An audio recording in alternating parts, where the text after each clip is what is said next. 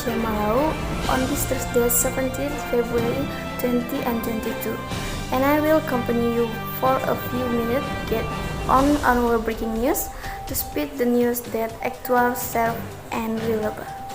UNICEF unveils pandemic classroom at United Nations headquarters in New York to call attention to need for governments to priority the reopening of school.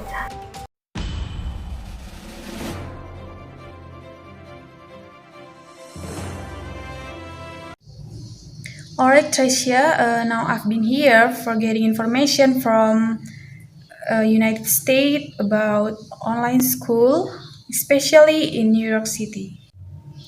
So, American Rescue Plan will send 1,022 billion to schools over 3 years, and a sizable portion of that money will go towards tutoring.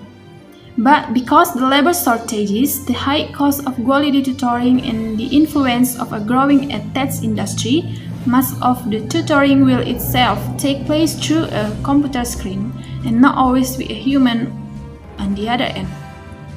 For private companies and non-profit groups are selling virtual tutoring services to school districts. Some programs use live video to try to replicate in-person tutoring as closely as possible. Others keep the human tutor and use artificial intelligence, and some are essentially instant messaging services, with students and tutors randomly paired for brief typed chats, often organized around homework assignment. Okay, now I'm with of our resource person, namely Miss Juli Laurensia. Hello, Miss. Good morning. In your opinion, has the role of the government in overcoming the quality of online school learning been maximally implemented? What is your opinion? Okay, my name is Juli Laurensia.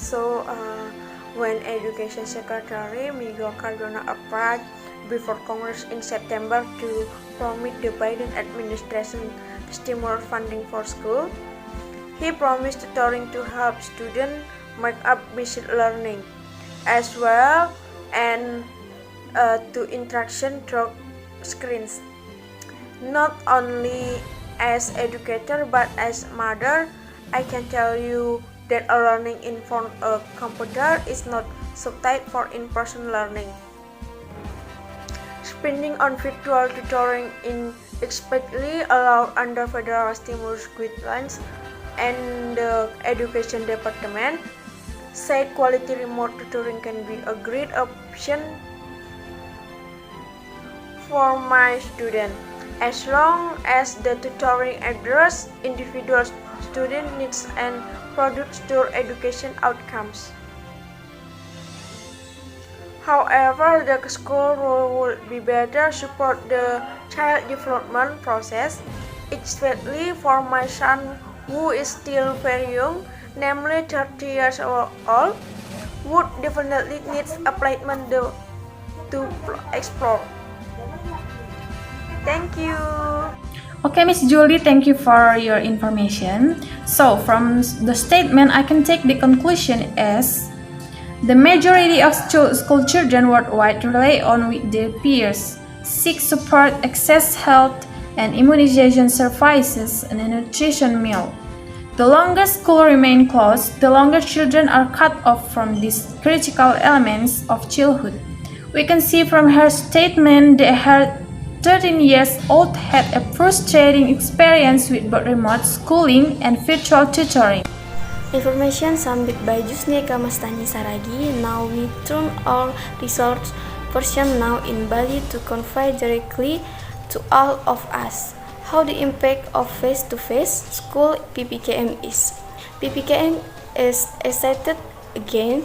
What's the face-to-face schools in Bali? Asia, I'm reporting directly from Bali.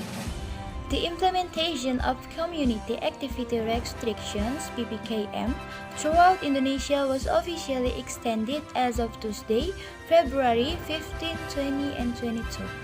For the Java Bali region, the extension was carried out until February 20 and 22, while outside Java Bali until February 28, 20 and 22. The provisions for the two regions above are respectively the oldest in the instruction of the Minister of Home Affairs number 10 and 11 of 20 and 22. And now, I am currently with Miss Maria. Miss Maria, what about the local level implementing PPKM in Bali at this time? Okay, thank you, Miss Arroyo.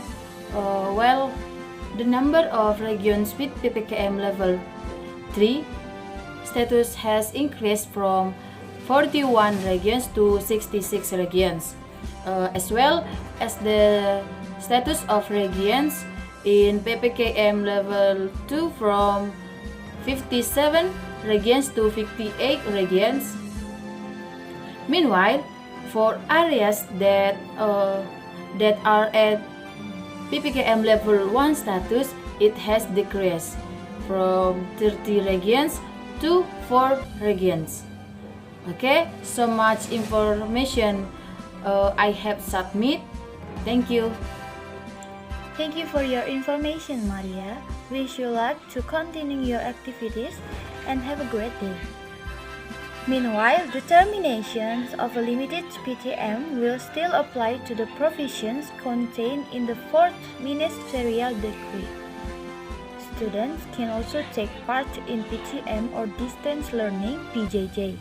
This choice is returned to the parents, guardians of students.